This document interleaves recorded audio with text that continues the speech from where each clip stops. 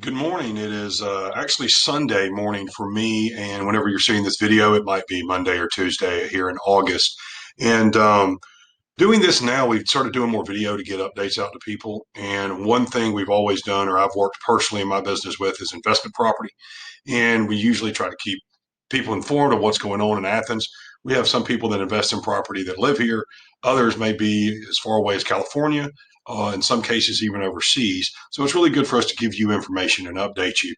You might know right now in August, all the properties are sort of being turned over from past tenants to current tenants, and there's costs involved with turn costs. So I imagine most of y'all are going to be paying attention to your statements over the next couple of weeks. I myself am going to a property to deal with a plumbing issue right after I get done recording this. So let's just get started. And what I want to do is let me get my picture a little out of the way. Is first of all just kind of start with what we're going to cover, and basically going to start with a general overview of the Athens market.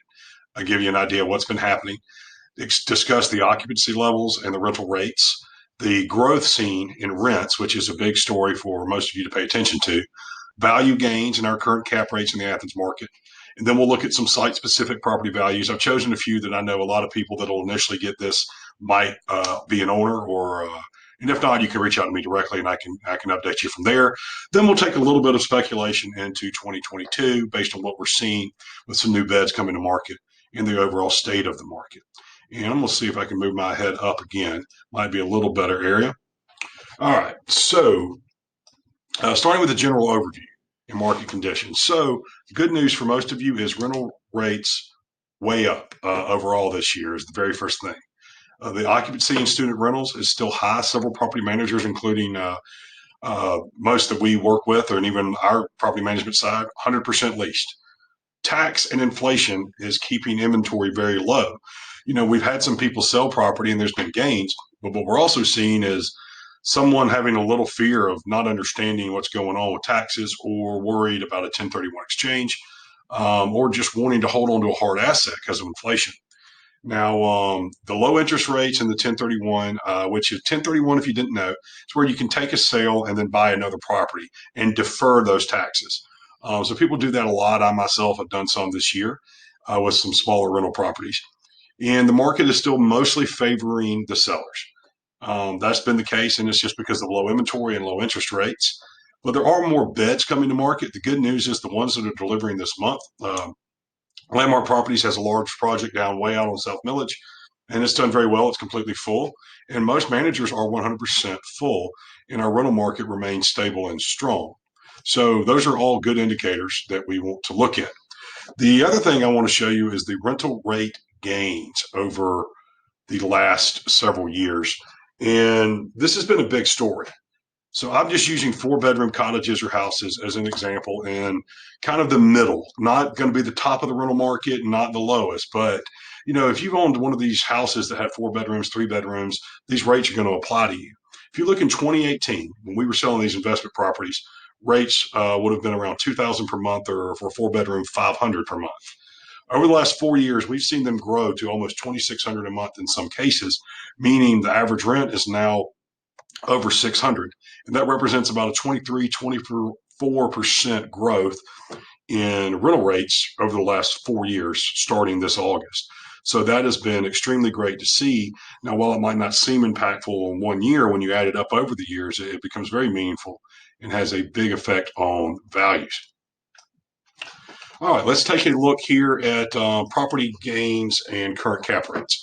And sorry to keep moving my head around here, but I do feel like I want you to see the information.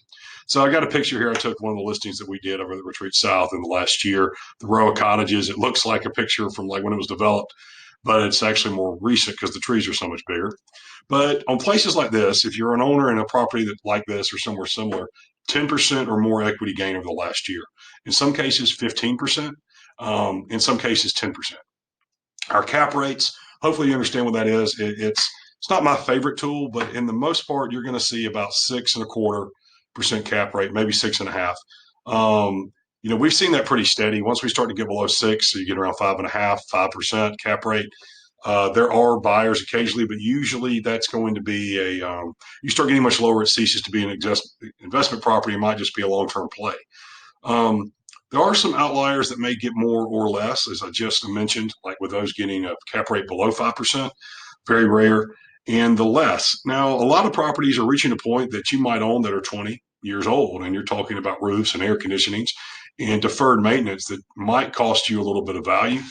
The biggest thing, though, is to keep up with rental rates yearly.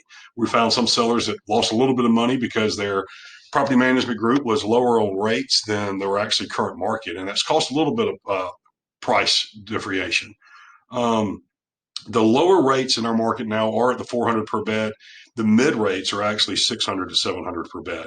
So we have properties that get more than that, but we're just kind of focusing on the middle here, which is that, let's say, 550 to 700 range. And let's going to look at some site specific property values. Now, I've chosen this based on people that are getting this email. I have a lot of contacts that own in some of these areas over the years. And, on the other side, the east side has got so much that goes on that's condo related. We're going to do a condo update later that's specifically for condos, and I'll probably focus there. So that's why I left that out. But just taking a look at the retreat south and the station, which has no 3 bedrooms, this particular location is now seeing a values around 280 to 300,000. And the retreat south, and I'm projecting we don't have a $300,000 sale, but we should have one probably in the next calendar year. There are no 5 bedrooms. If you go down to the retreat verandas, which is closer to the north side of town, you're going to find a 3 bedroom is going to be ballpark 225, 230, depending on condition. 4 bedroom, you're probably looking in that general area. 300, if you've got a lot and you've got more space, maybe some upgrades, you can get north of 300,000, but you're going to need your rents to reflect that. So keep that in mind. And then we've got the 5 bedrooms at Madison Heights and MLK that can get upwards of 350. And in that same area, you're going to track about the same with your 3 bedrooms. Those are all very much around the North Avenue area, backside of downtown. Lastly, Mandyville, which is also in that same area, they just have some 5 bedroom, 3 baths. And those plans right now, top price value being about 285, lower down to 250 because there's sometimes a lot of deferred maintenance. Those are some of the older homes, and a couple of the sales we had recently had a lot of wear and tear on them, and any buyer was going to have to spend significant money. So these are sort of an outlier with this lower cost but the higher bedroom. And let's take a look at where we are now. So what do we forecast in 2022? What do we think is going to happen? We expect rates to continue to grow, but considering they've grown so steady and strong, we might see that slow. We could almost guarantee a 10% gain. That might keep up. It really might, but we don't want to just guarantee that. We're going to know a lot more about the rental market once we get to December of 2022. Now, the buyer demand has been very strong in the investment market. We're seeing it slow in the residential side. So with interest rates, if they stay low, we're going to be perfectly fine. If they start to inch up, it's probably going to squelch some things for a little while just because a 4% plus rate is different than a lot of the rates these buyers are getting. We have a lot of beds coming to market in Athens, Georgia. Now, they're not going to be coming to where you can buy them individually. They're still going to be wholly owned by one entity. But these beds have not had an impact so far. And, one of the things you might want to pay attention to, and we don't know specifically, but watch UGA enrollment. One would think with the amount of beds that we're seeing, we might see some change, whether it be in a graduate school, whether it be in transfers. I don't think you'll see a change in incoming freshmen, but we might be seeing a little adjustment to the amount of students we have here in the area. Keep in mind, in Athens, Georgia, we have 2 other schools and a lot of other things that people in their 20s come here to do, like work in the service industry, as an example. Housing costs could continue to rise, especially with inflation. We're seeing that, and it's a big problem across the board for people. And the investment market, as long as we keep the values in line with the rents we're getting, we're okay.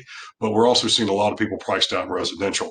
So the investment market is still working in its own little entity right now.